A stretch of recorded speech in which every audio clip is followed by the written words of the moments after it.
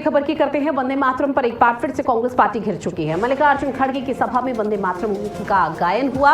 इस दौरान कार्यक्रम में पहले दो अंतरे ही गाए गए। बीजेपी ने फिर सीधा कांग्रेस पर निशाना साध दिया। वंदे मातरम के अपमान का गंभीर आरोप यहां पर लगा है, क्योंकि आपको बता दें कि इससे पहले 15 अगस्त को भी जब वंदे मातरम का गायन यहां पर कांग्रेस के मुख्यालय में हो रहा था, तो उस दौरान सोनिया गांधी की तरफ से रोक दिया जाता है कि ये हमारी यहां पर कांग्रेस पार्टी की विचारधारा नहीं है। जिसके बाद जैसे ही इस गायन को रोका गया तो मल्लिकार्जुन खड़गे से वो बात करती है। फिर राहुल गांधी यहाँ पर आते हैं और ऐसे में वंदे मातरम का गायन को बीच में ही रोक दिया जाता है। लेकिन इस बीच अब आपको बता दें कि वंदे मातरम के इस गायन पर एक बार फिर से कांग्रेस पार्टी की मुश्किलें खड़ी हो रही हैं, जहां पर वो घिर चुकी हैं। मल्लिकार्जुन खड़गे की सभा हो रही थी, जहां पर वंदे मातरम का गायन महज दो अंतरा यहां पर शुरुआत के गाए गए और उसके बाद वंदे मातरम को वहीं बीच में रोक दिया गया। अब ऐसे में लगातार लोगों की तरफ से ये कहा जा रहा है कि वंदे मातरम का अपमान कांग्रेस पार्टी ने किया है। आप भले ही मत गाइए, वो आपका स्वैच्छिक और व्यक्तिगत यहां पर विचार है, अगर आपको नहीं गाना है, लेकिन अब वंदे मातरम का अपमान नहीं होना चाहिए। वंदे मातरम का अपमान करने का अधिकार किसी का नहीं है और ऐसे में वंदे मातरम का जो अपमान कांग्रेस पार्टी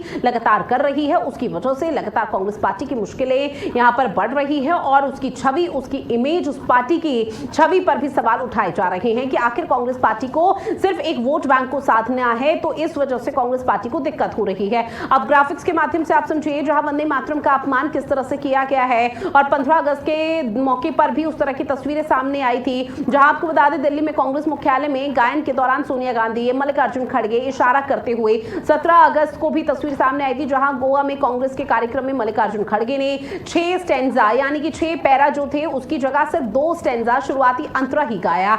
और अब ऐसे में वंदे मातरम का जो नया कानून है उसके प्रावधान क्या है वो समझने भी बेहद जरूरी हो जाते हैं। इसी के आधार पर कांग्रेस की मुश्किलें बढ़ेंगी, क्योंकि वंदे मातरम के सभी 6 स्टैंजा का गायन बेहद जरूरी किया गया या अनिवार्य किया गया। अगर आपको नहीं गाना है तो आप महज खड़े हो जाइए, लेकिन उसका अपमान आप नहीं कर सकते हैं। पहली बार अपराध करने पर 3 साल तक की सजा का यहां पर प्रावधान है। सावधान की मुद्रा में खड़ा होना अनिवार्य है। बार बार अपमान करने पर 1 साल की सजा भी अनिवार्य यहां पर की गई है। तो देखिए किस तरह से यहां पर चीजें देखने को मिल पा रही है और इस बीच यहां पर ग्राफिक्स के माध्यम से भी आप तक साझा कर रहे हैं कि कांग्रेस पार्टी ने कैसे वंदे मातरम का एक बार फिर से अपमान किया है। मल्लिकार्जुन खड़गे की यहां पर सभा थी, जहां पर सभा के दौरान मल्लिकार्जुन खड़गे ने शुरुआत के महज 2 अंतरे गाए और उसके बाद वो चुप हो जाते हैं और उसके बाद गायन को वहीं पर रोक दिया जाता है। और सभा में इसको लेकर अब सवाल ये उठ रहे हैं कि आखिर कांग्रेस पार्टी को दिक्कत क्या है वंदे मातरम के गायन से।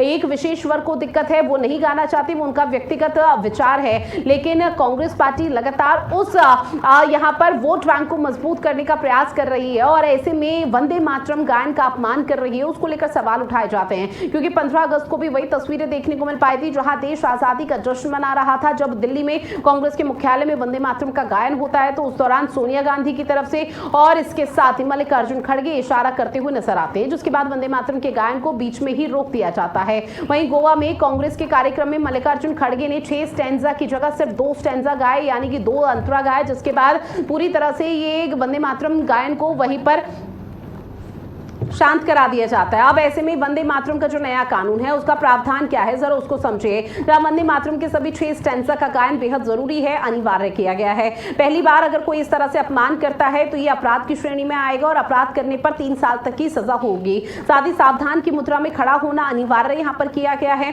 और ऐसे में अगर बार बार कोई अपमान करता है तो 1 साल की अनिवार्य की गई है सजा। तो देखिए किस तरह से चीजें यहाँ पर देखने को मिल पा रही है और ऐसे में वंदे मातरम गायन को लेकर लगातार कांग्रेस पार्टी की तरफ से जो अपमान किया जाता है।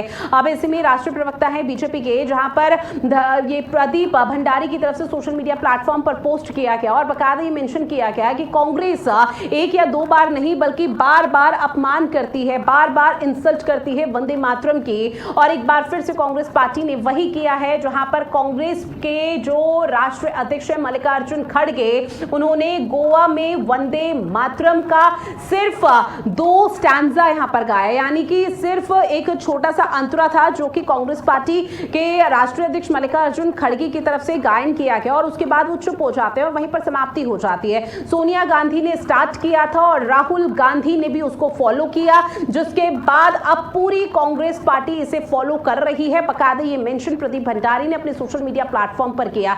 उन्होंने कहा कि ये किसी को नहीं भूलना चाहिए कि कांग्रेस के एमपी जो इमरान मसूद हैं वो स्टेटमेंट दे चुके हैं कि कांग्रेस